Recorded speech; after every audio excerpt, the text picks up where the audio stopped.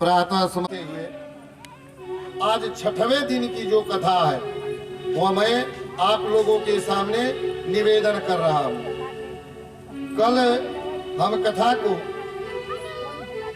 भगवान के विभिन्न लीलाओं को करते हुए और रासलीला में ही कथा को समाप्त विराम दिए थे और वहीं से कथा को आगे बढ़ा करके आज की कथा को ले चलेंगे।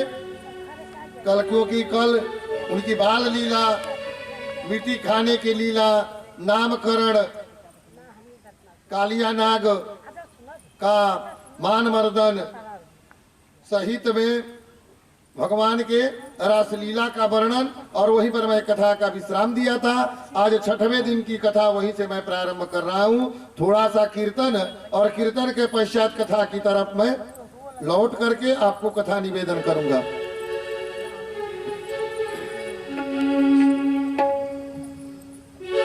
श्री कृष्ण गोविंद हरे हे नाथ नारायण वासुदेव। श्री कृष्ण गोविंद हरे हे नाथ नारायण वासुदेव। हे नाथ नारायण वासुदेव। हे नाथ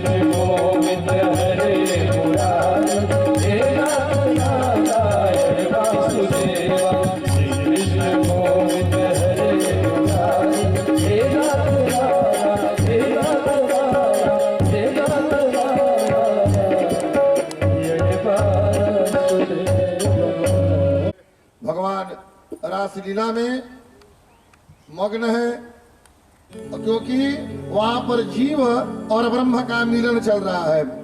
भागवत जी लिखते हैं भागवत में कि रासोत्सवः संप्रवृतो गोपी मंडल मंडितः योगेश्वरेण कृष्णेन तासा मध्य द्वयोः। एक एक कृष्ण के सामने, एक एक गोपियों के सामने एक एक कृष्ण खड़े हो गए। कृष्णेन तासा मध्य द्वये द्वये, दो दो का पर एक हुए, फिर बाद में एक एक दोनों के सामने हो गए।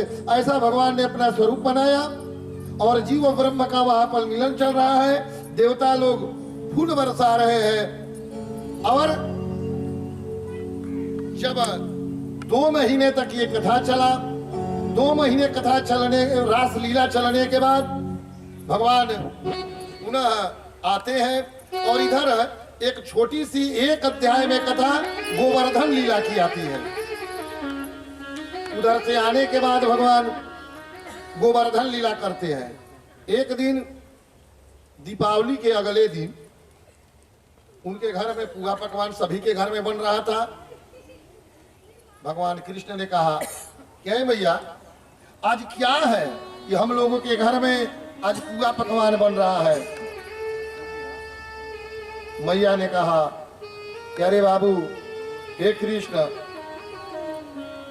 हम लोग भगवान इंद्र की पूजा करते हैं और इंद्र की पूजा के चलते ही, क्योंकि वर्षा के मालिक इंद्र है, जब इंद्र की पूजा करेंगे तो वर्षा करेंगे, वर्षा से हम लोग की खेती बाड़ी होगी, खेत में घास उगेगी जो हमारी गैया चरेगी। कृष्ण ने कहा कि मैया ऐसा हम लोग नहीं करें, सबको जुटाते हैं। 1 अध्याय की कथा मात्र है, सबको जुटा करके कहते हैं इंद्र की पूजा बंद कीजिए और हम लोग गोवर्धन की पूजा करेंगे, क्योंकि इंद्र से हम लोग को लाभ क्या है। हम लोग गोवर्धन की पूजा करेंगे और गोवर्धन की पूजा के लिए सभी जितने भी पुए पकवान बने थे, सभी गोवर्धन की पूजा प्रारंभ हो जाती है और गोवर्धन की पूजा भगवान करा देते हैं। इंद्र को जब इस बात का पता चला कि ये कोई कृष्ण नामक लड़का है, उनको ये पता नहीं था कि ये पूर्ण ब्रह्म परमात्मा है। कृष्ण कोई लड़का हमारा पूजन बंद करा करके और ये गोवर्धन की पूजा करा रहा है। इंद्र ने सबसे जो मतवाले बादल हैं, जो बहुत मूसलाधार बारिश करते हैं, मूसलाधार का अर्थ होता है कि मूसल के समान मोटा मोटा धारा जिससे निकले, उनको आदेश दिया कि इतनी जाकर के अतिवृष्टि कीजिए, वहां पर इतना वर्षा कीजिए कि पूरा गोकुल ही बहने लगे। वर्षा प्रारंभ हो गई, बादल धड़ धड़ की आवाज करके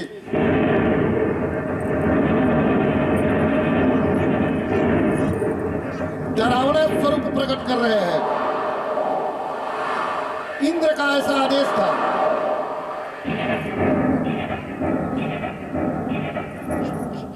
छहर वर्षा हो रही है, गाय जो है वो वर्षा के जल में बह रही है। अब जो है सभी लोग जुट करके गोपी ग्वाल और जाते हैं कि हे कृष्ण, तूने तो हम लोगों को फंसा दिया, हम लोग तो जा करके पूजा कर देते इंद्र की, तो इतनी घोर हम लोग की बारिश नहीं होती, हमारा घर बह रहा है, गैया बह रही है। भगवान ने कहा कि धैर्य धरो, धैर्य यदि तुम धारण करोगे तो सब कुछ ठीक हो जाएगा। कहते हैं कि जिसकी हम लोगों ने पूजा की वही हमारी रक्षा करेंगे। और उनकी पूजा सभी लोग जाते हैं गोवर्धन जी के पास और गोवर्धन जी के आज्ञा अनुसार उनकी पूजा करने के पश्चात उन्हीं को उठा करके कोई बांस लगा देता है, कोई मुसल पर उठाता है, कोई लकड़ी के डंडे पर, और भगवान अपनी कनिष्ठिका अंगुली पर ही उठाते हैं। उसी दिन से नाम पड़ गया गोवर्धन धारी। बोलिए गोवर्धन भगवान की जय। सभी लोगों ने, आप इंद्र जितना बारिश करे, सभी गैया गोपी ग्वाल बाल बाबा नंद सभी उसी के नीचे आश्रय ले लिए हैं। लोगों ने कहा, ये बताइए, अरे हम लोग तो पूरी शक्ति के द्वारा पास लगा करके गोवर्धन जी को उठाए हैं, तुम ही कानी अंगुली पर कन्हैया यहाँ भी तुम दे छुरा रहे हो। प्रभु ने कहा कि नहीं नहीं। अच्छा देखिए, भगवान ने हम लोग को ये जो 5 अंगुली दिया है, इस अंगुलियों का अपना अपना कर्तव्य है। पूजा पाठ, जैसे ये अंगुली है, ये अंगुली का पहचान क्या है? इसमें अग्नि तत्व का वास रहता है। इसलिए पूजा पाठ की कोई भी सामग्री यदि आप लोग चढ़ाती हो या चढ़ाते हो तो इस अंगुली का प्रयोग मत कीजिए, कारण कि इसमें अग्नि तत्व होता है। इसका प्रमाण क्या है? यदि आप और हम यदि किसी से झगड़ा झंझट होता है तो क्या कहते हैं कि हम तुमको ठीक कर देंगे, इसी अंगुली का प्रयोग करते हैं। इसे थोड़े कोई कहता है कि ठीक कर देंगे, अर्थात इस अंगुली में जो है अग्नि तत्व का निवास होता है। इसलिए पूजा पाठ हवन यज्ञ जप में इस अंगुली का प्रयोग नहीं किया जाता है। ये राज्याभिषेक के लिए अंगुली है, ये आशीर्वाद और राज तिलक की है। ये अमृत तत्व है इसमें, और कनिष्ठिका में भी अमृत तत्व है। तो भगवान कहते हैं कि मैं अमृत तत्व से इसको उठाया हूं। और ये भी भगवान तो अपना रूप दिखाते हैं कि थोड़ा हटाते हैं तो पूरा गोवर्धन नीचे आने लगता है, सभी लोग कन्हैया की जय जयकारी करती है, और वहीं पर भगवान गोवर्धन की लीला समाप्त कर देते हैं। बोलिए गोवर्धन भगवान की। अब 1 मिनट के लिए मैं कथा को हमारे एक जिनके साथ मैं कर्मकांड और पूजा पाठ लाइन में रहता हूं, उनका भी आगमन हो चुका है। इसलिए मैं चाहूंगा कि वो मंच पर आए और मैं उनका स्वागत करके आगे भागवत कथा को निवेदन करूंगा। पंडित विश्वकर्मा ओझा जी, आप मंच पाए और आकर के मैं आपका स्वागत करूंगा। इसके बाद मैं भागवत कथा की तरफ की कथा निवेदन करूंगा।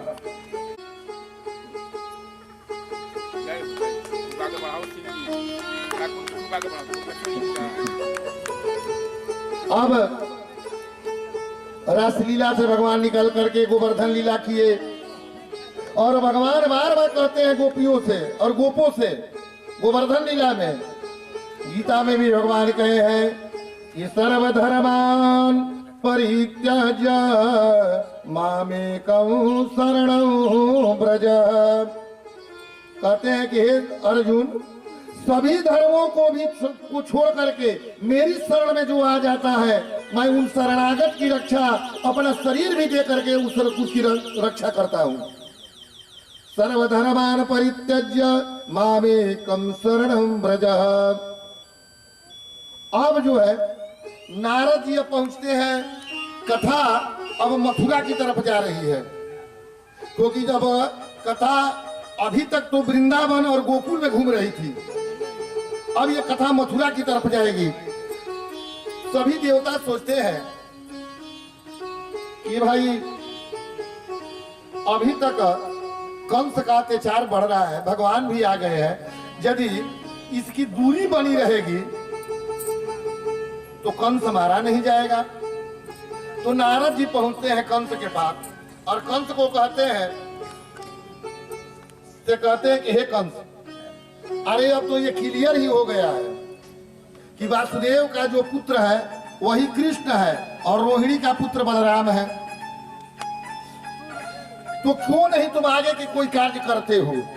ये नहीं पूछ कहे आखिर तुम क्या करो या न करो। और इतने में ही कह करके नारद जी हट जाते हैं। कंस कहता है कि ठीक है। सबसे पहले शुक्राचार्य जी को बुलाता है और कहता है कि मुझे मृत्यु न हो, उस प्रकार का अनुष्ठान पूजा यज्ञ आज महाराज जी आप कीजिए। शुक्राचार्य कहते हैं कि तुम एक धनुष यज्ञ करो, यदि ये यज्ञ सफल हो जाएगा, पूर्णाहुति तक यदि बढ़िया से हो जाएगा और धनुष नहीं टूटेगा तो तुम्हारी मृत्यु नहीं होगी। धनुष की तुम रक्षा करो। और यज्ञ प्रारंभ हो गया। और इधर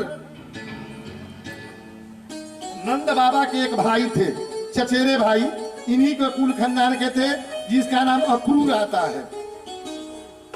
अक्रूर जी इन्हीं के दरबार में, कंस के दरबार में रहते थे, लेकिन वो थे एक नंद बाबा के खानदान के।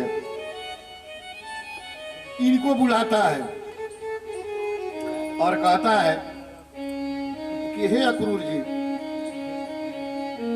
आप गोकुल जाइए और जा करके कृष्ण और बलराम को मेरे यज्ञ देखने के लिए ले आइए और सब गोकुल वासियों को निमंत्रित कर दीजिएगा कि हमारे यहाँ यज्ञ हो रहा है, उस यज्ञ में आप आइए। अब अक्रूर जी बहुत फेरे में पड़ जाते हैं। अक्रूर जी कहते हैं कि यदि नहीं जाऊंगा तो ये मारेगा, आज जाता हूं और कृष्ण और बलराम आएंगे तो उनको ये मार देगा तो बाल हत्या का दोष मुझे भी लग जाएगा, यही बुला करके मरवा दिए। फिर कहते हैं कि नहीं नहीं, सुने कि वो पूर्ण ब्रह्म परमात्मा है, उनको कोई कोई से मार सकता है। खैर जो भी हो, उन्हीं के हाथ से मैं मर जाऊं, लेकिन इस पापी के मरने से अच्छा है जो मारीच ने रामावतार में किया, इस पापी के हाथ से मरने से अच्छा है कि मैं राम के हाथ से मर जाऊं। तो वही अक्रूर जी ने सोचा कि इसके हाथ से मरने से अच्छा है कि भगवान कृष्ण की शरणागति मिल जाएगी, उनका दर्शन हो जाएगा। चल दिए अक्रूर जी और जा करके वही जाते हैं। संध्या की बेला है, संध्या के बेला में रथ खड़ा होता है और इधर रास्ते में सोच रहे हैं अक्रूर जी, अक्रूरोऽपि च तां रात्रे मधुरपुर्या महामते उषित्वा रथमास्थाय प्रजजौ नन्द गोकुलम्। किं मया चरितं भद्रं किं तप्तं परमं तपः किं वाच्यार्पयते दत्तं जदद्रक्षाम्भपदं केशवम्। भर रास्ते सोचते जाते हैं कि मैं जाऊंगा, भगवान के चरणों को स्मरण करते हुए भगवान के चरणों का दर्शन करूंगा, भगवान के स्वरूप का दर्शन करेंगे। वो कहीं हमें चाचा कहेंगे कि नहीं, क्योंकि वो सब जानते हैं। इसके बावजूद हो सकता है कि वो जान जाए कि मुझे मरवाने के लिए लेने के लिए आया है, तो मुझे चाचा नहीं कहेंगे तो मुझे बड़ा कष्ट होगा। और भगवान के ही स्वरूप को मन में धारण करके और अक्रूर जी चल देते हैं। अक्रूरोऽपि च तां रात्रि मधुरपुर्या महामती, रात भर सोचते यही रहे कि कल मुझे भगवान का दर्शन होगा और मैं जाऊंगा, वो मुझे चाचा कहेंगे। अक्रूर जी शाम संध्या बेला में चले जाते हैं। सभी लोग गाय दूह रहे हैं, गाय के दूध की आवाज आ रही थी जो बहुत सुरीली थी। रथ रुकता है, स्नान करते हैं, वंदन करते हैं, संध्या वंदन करते हैं। शाम की भोजन जलपान इत्यादि करने के बाद नंद बाबा कृष्ण सभी लोग पूछते हैं कि हे अक्रूर जी, आप किस हेतु पधारे हैं, आपके आने का औचित्य और कारण क्या है। अक्रूर जी ने कहा, हे नंद बाबा, हे नंद जी, कौन से एक यज्ञ कर रहा है और वो यज्ञ में सभी को निमंत्रण दिया है और कृष्ण और बलराम को भी बुलाया है। और भगवान कृष्ण खुश हो जाते हैं कि अब बहुत मैं नजदीक जा रहा हूं, कंस के नजदीक जाऊंगा तब इसकी मृत्यु होगी अब मेरे हाथ। यशोदा जी रोने लगती है रात में, आखिर जो मेरा पुत्र है मेरे को छोड़कर अब जा रहा है, आएगा कि नहीं आएगा, कब आएगा। जिस पुत्र के लिए मैं एक पल भी दूर नहीं रहती हूँ, वो पुत्र मुझसे दूर जा रहा है, गांव से शहर को जा रहा है। यशोदा जी रोने लगती है क्योंकि वो भगवान कृष्ण को कभी भगवान नहीं मानी, वो हमेशा पुत्र मानी है। ये जब खबर पहुंचती है सुबह में, प्रातः काल होता है, रात में सब सो जाते हैं, प्रातः काल गोपियों के यहाँ खबर पहुंच जाता है आखिर हमारे कृष्ण, हमारे प्राणनाथ हमसे दूर जा रहे हैं। सभी गोपियां सभी अपने मन में सोचती रोती हुई नंद बाबा के घर पर आ जाती है और आकर के कहती हैं कि क्या बात है, ये रथ किस लिए आया है। अक्रूर जी कहते हैं कि ये रथ कृष्ण और बलराम को लेकर के अब सभी लोग नंद बाबा इत्यादि सभी लोग कंस के यज्ञ देखने के लिए मथुरा जाएंगे। वो कहती है कि नहीं, हे कृष्ण तुम हमें छोड़ करके नहीं जा सकते हो। जब तुमने प्रेम लगाया तो उस समय क्यों नहीं उसी समय प्रेम नहीं लगाते, उसी समय तुम मुझे छोड़ देते। अरे तुम्हारे जाने के बाद मेरी क्या स्थिति होगी? तुम्हें तो कुछ पता नहीं है। तुम तो ठहरे छलिया 1000 गोपियों के साथ रमण कर रहे हो, लेकिन कितना प्रेम लगाने की क्या आवश्यकता है? अरे तुम मेरे प्राण आधार हो, प्राणनाथ हो, तुम मेरा सब कुछ हो, मुझे छोड़ करके मत जाओ। एक जीव एक ब्रह्म से कह रहा है कि तुम मुझे छोड़ करके मत जाओ। सीता जी भी क्या कही है? यदि आप मानस की तरफ जाइएगा तो जिस समय रामचंद्र जी वनगमन के लिए निकल रहे हैं, जाने की तैयारी हो रही है, तो सीता जी आकर के कहती है कि हे नाथ मैं भी आपके साथ चलूंगी जंगल में। वो कहते हैं कि नहीं तुम नहीं जाओगी, जंगल तो मेरा हुआ है। वो कहती है कि एक जिसका प्राण मालिक प्राणनाथ पति नहीं रहता है या मालिक नहीं रहता है, उसकी अवस्था क्या है? सीता जी ने क्या कहा?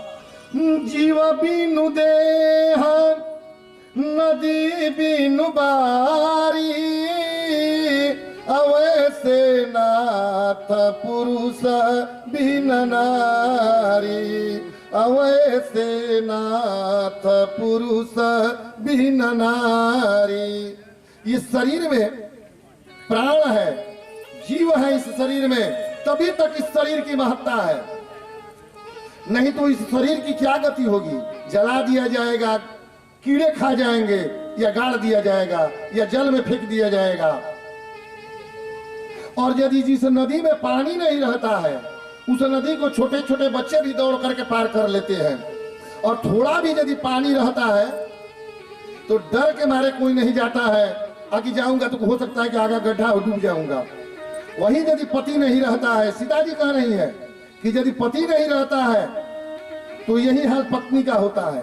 शरीर रहता है लेकिन प्राण नहीं रहता है, उसकी कोई घर में कीमत और महत्व नहीं रहता है। इसलिए हे नाथ मैं भी आपके साथ चलूंगी, सीता जी ने कहा था।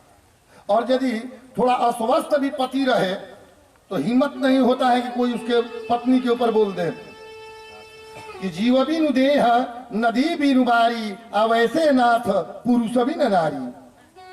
वही गोपियां कह रही हैं कि हे कृष्ण अरे यदि तुम्हें छोड़ना ही था तो तुमने प्रेम क्यों लगाया?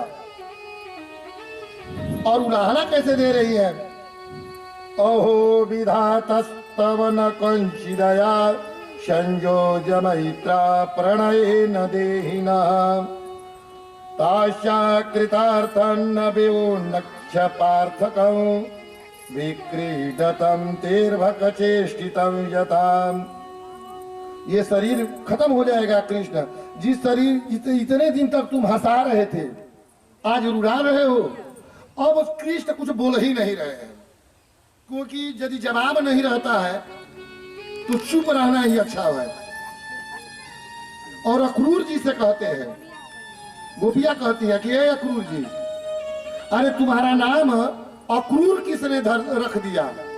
तुम तो दुनिया के सबसे क्रूर व्यक्ति हो, तुमसे ज्यादा क्रूर तो कोई नहीं हो सकता है कि मेरे तुम प्राण को लेकर के जा रहे हो और हम लोग अब जाने भी नहीं दूंगी। कृष्ण रथ पर आकर के बैठ जाते हैं जाने के लिए। सुबह में समय हो गया है 6 बजे, सभी गोपियां उनको जाने नहीं दे रही है। गोपियां रो रही है और रो करके गोपियां जो है वो कृष्ण से बार बार उलाहना दे रही है कि मैं तुमको जाने नहीं दूंगी, भले तुम मेरा प्राण ले लो।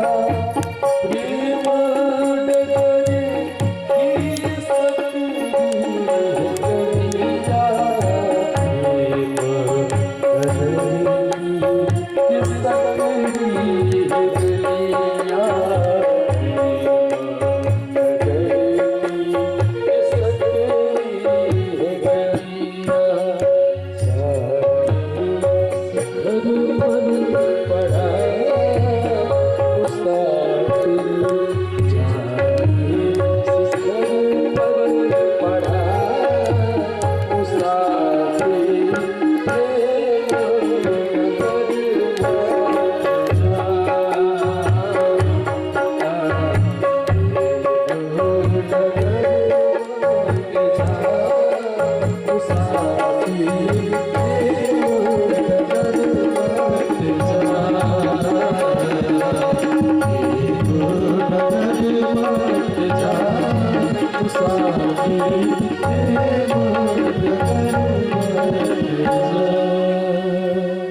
बोलिए कृष्ण भगवान की। जय सभी लोग जाकर के